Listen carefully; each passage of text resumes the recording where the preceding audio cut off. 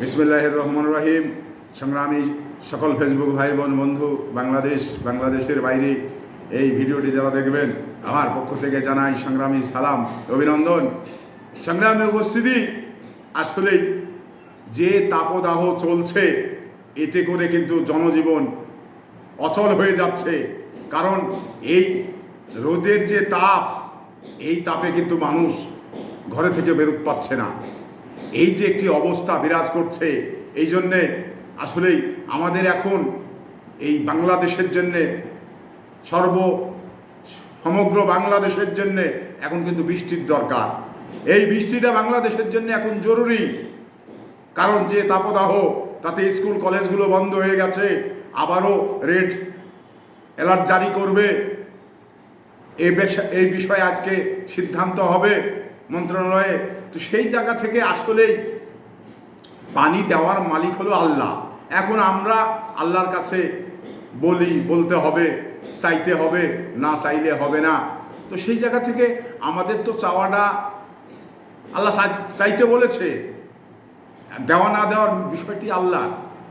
এবার আমাদের রাজশাহী ডিস্ট্রিক্টে তা দ্বিতীয় পজিশনে আছে, যেমন আমাদের এই আশপাশে চুয়াডাঙ্গাতেই সর্বোচ্চ তাপমাত্রা বিরাজ করছে। তো সেই জায়গা থেকে আসলেই আমাদের এখন জরুরি অবস্থায় বৃষ্টির দরকার।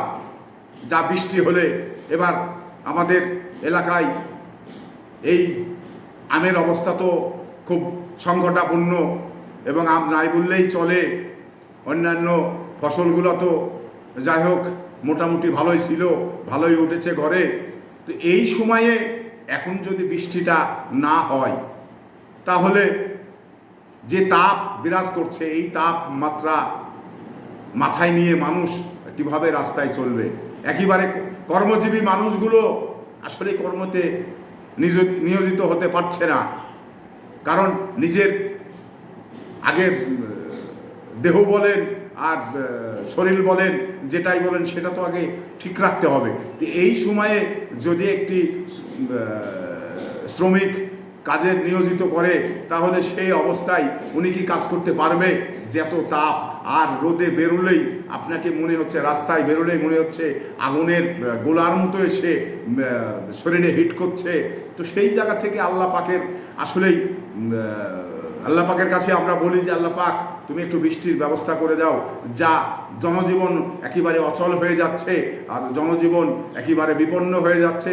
তো সেই জায়গা থেকে যদি আল্লাহ পাক চাই আমাদের অল্প সময়ে বা বৃষ্টি হতে পারে, এটা মানে ওয়ান টাইম, আমরা চাইলেই ওয়ান টাইম, যে কোনো টাইমে বৃষ্টি হতে পারে। কিন্তু আমাদের চাওয়ার ভিতরে হয়তো বা ভুল আছে, আমাদের চাওয়ার ভিতরে হয়তো ঠিক নেই, যার কারণে আমরা চাইতে পারছি না, আর চাইলে আল্লাহ পাক দিচ্ছে না। আর এতে করেও আল্লাহ পাকের একটি মঙ্গল গৃহীত আছে হয়তো। এই বৃষ্টির পরে আল্লাহ পাক কী করবে? আল্লাহ পাক বলছে যে আমি যাহা কিছু করি এটা মানুষের মঙ্গলের জন্যই করি। তো সেই দিক থেকে আমাদের আমাদের মানব জীবনের মঙ্গলও হতে পারে। তো সেই আশায় আমরা অধীর আগ্রহে আল্লাহর কাছে বসে আছি। আল্লাহ পাক যেটা ভালো মনে করেন সেটাই করবেন। কিন্তু আমার কাছে যেটা মনে হচ্ছে সেটা হলো যে মানুষের একেবারে জনজীবন অচল হয়ে যাচ্ছে, একেবারে মানুষ রাস্তায় বেরোতে পারছে না। এত তাপ আর এত আগুনের যে গোলা, যেভাবে মানুষকে তাপটা যেভাবে হিট করছে, তাতে করে মনে হচ্ছে যে আগুন ছুটে আসছে গায়ে। তো এই অবস্থায় আল্লাহ পাক তুমি মানুষকে হেফাজত করো, এই প্রত্যাশা ব্যক্ত করে বিদায় নিচ্ছে। আসসালামু আলাইকুম ওয়া রাহমাতুল্লাহ।